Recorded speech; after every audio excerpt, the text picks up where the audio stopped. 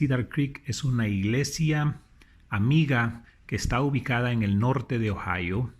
Nos han apoyado tanto en Costa Rica como en los demás países donde hay Iglesia Gran Comisión Latinoamérica en nuestra obra de ministerio. Una de sus líderes, Barb Roose, tiene un mensaje para nosotros. Barb es conferencista internacional y ha escrito libros como Ganando la batalla de la preocupación, Siempre bella, Me rindo y espero en Dios. Aquí les dejamos a nuestra amiga Barb Roose. Hi everyone, my name is Barb Roose and I am from Cedar Creek Church in Ohio, and I am a proud friend of Great Commission Latin America. Hello my sisters. While we may not have met face to face, or maybe it's been a number of years since we've seen each other, I want to say right now that you are my sister in Christ. And we've been going through a lot lately, haven't we? I don't know what has been happening in your homes, but all of us have been going through this very difficult pandemic. And it's had a huge effect on all of our lives. So I wanted to say hello and to share some words of encouragement with you. The first thing that I want to share with you, I'm going to share 3 pieces of encouragement with you today. And the first piece of encouragement is that it's okay for you to have a hard time right now.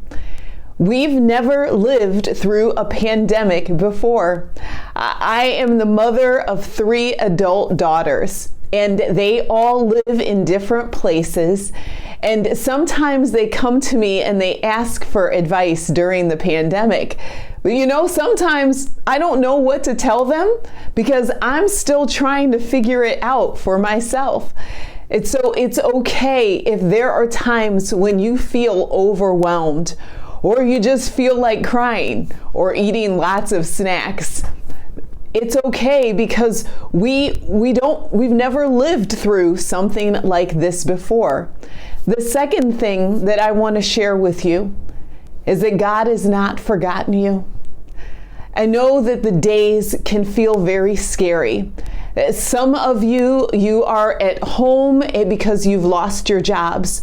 Your income has changed because maybe you're working less hours, or you are trying to figure out how to adjust to how food costs more or how other things cost more. But as you are trying to figure out how to solve all of the problems, don't forget that God is with you.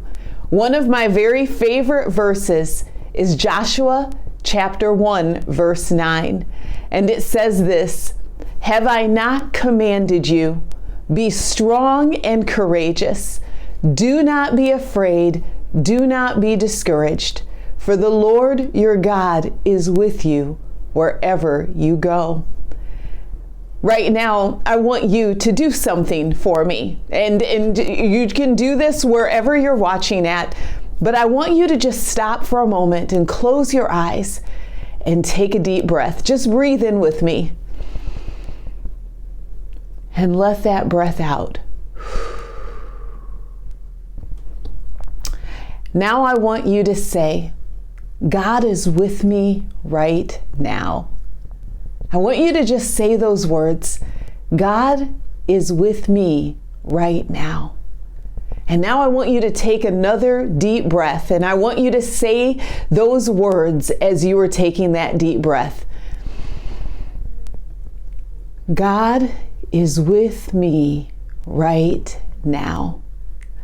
Friend, sister, as you are feeling some of the stress this week, I want you to stop. You have time to stop and to take a deep breath and to repeat that to yourself, because that is God's truth, that He is with you. And it doesn't matter where you come from or what you are going through, He is with you and He will not fail you. Which leads me to the third thing that I want to share with you, and that's this. That God takes care of His children at all times, especially hard times.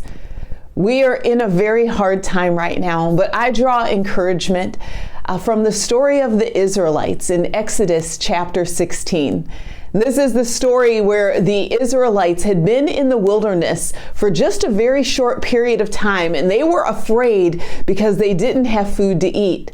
And God said that He would send them manna each day. And what was a miracle to me was that they didn't have to go to the grocery store. They didn't have to have jobs. They didn't even have to go pick up the food.